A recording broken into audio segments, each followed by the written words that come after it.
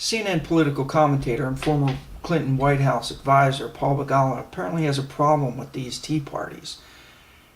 In a column published today on CNN's website, Mr. Begala called these Tea Parties fall populist revolts and suggested that last November Americans went to the polls and elected Barack Obama so he could, quote, fix the mess conservatives created.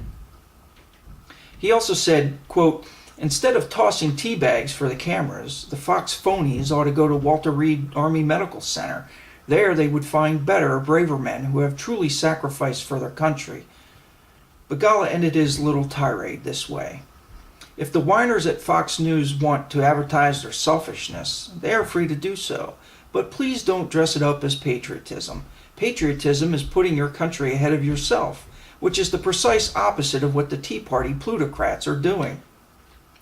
Clearly, Mr. Begala is confused, both about his history and his sense of patriotism. Not to mention his unhinged paranoia about the Fox News cabal of fake grassroots citizens rallying against the current government. Seriously, Mr. Begala, I'm not a Fox News employee, yet there I was at the Tea Party. First, regarding the notion that the current economic crisis is the fault of conservatives, if Mr. Begala has evidence of that, then he should write a column documenting exactly what Republicans did to cause the crisis, citing each and every piece of legislation they authored and introduced and voted for, and then explain exactly how these actions affected and instigated the current crisis. Also, while he's at it, he can document the measures taken by Democrats to prevent the crisis. That's something I'd really like to see. So would Barney Frank, Chris Dodd, Harry Reid, Nancy Pelosi, and so many other Democrats. Regarding his American history, Mr. Begala finds himself on the wrong side of the government versus the people issue. If this were 1773, Mr. Begala would be voicing his criticism from the marbled halls of the British Parliament. Even more, he'd be defending the bloated bureaucracy and oppressive regime of King George III. Mr. Begala apparently believes American citizens should just shut up and defer to the government. But who was saying that in 1773? It surely wasn't the colonists. Even Democrat John F. Kennedy had enough sense to say, ask not what your country can do for you. Ask what you can do for your country. That was country, not government. There's a difference. However, as Mark Levin noted in his latest book, Liberty and Tyranny, to the statist, the people are merely subjects, and the elected official is his master. Why else would they try to vote themselves a 51% pay increase, as they did in the 1980s? That really happened.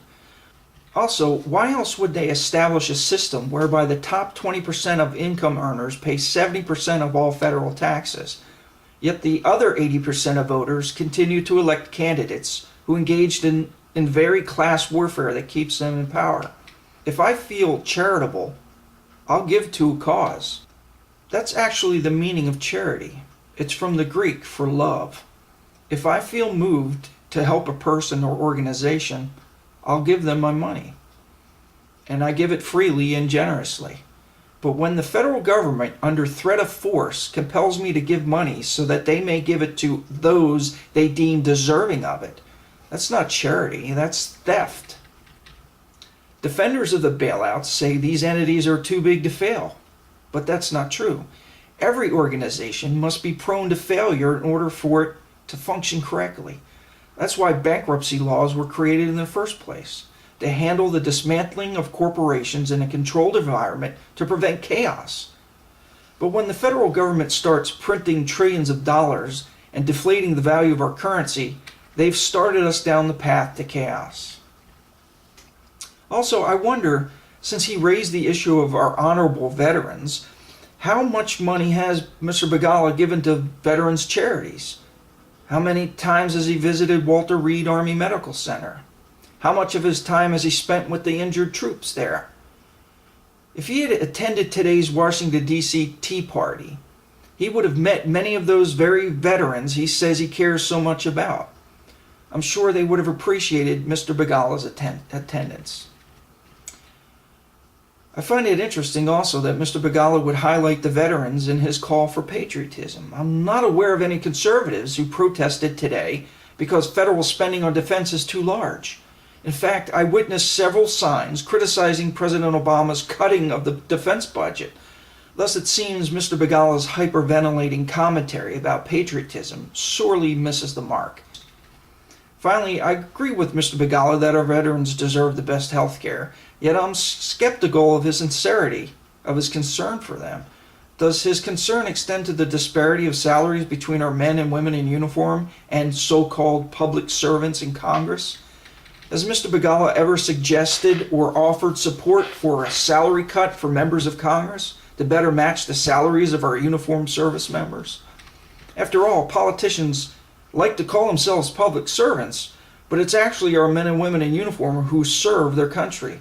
They make, on average, about 1/4 the $180,000 a year members of Congress make.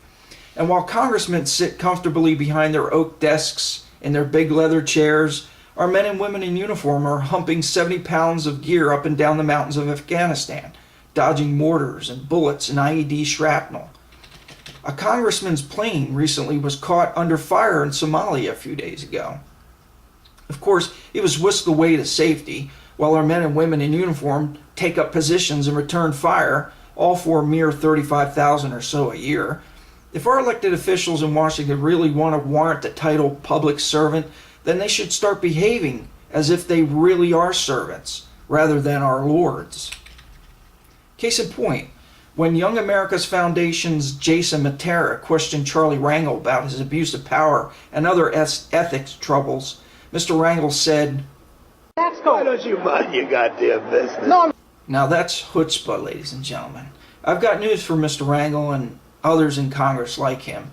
What you do with taxpayer money is very much our business, and you'd better get used to continued scrutiny, because these Tea Parties represent a groundswell, a revolution in the expectations of the American people regarding their elected officials.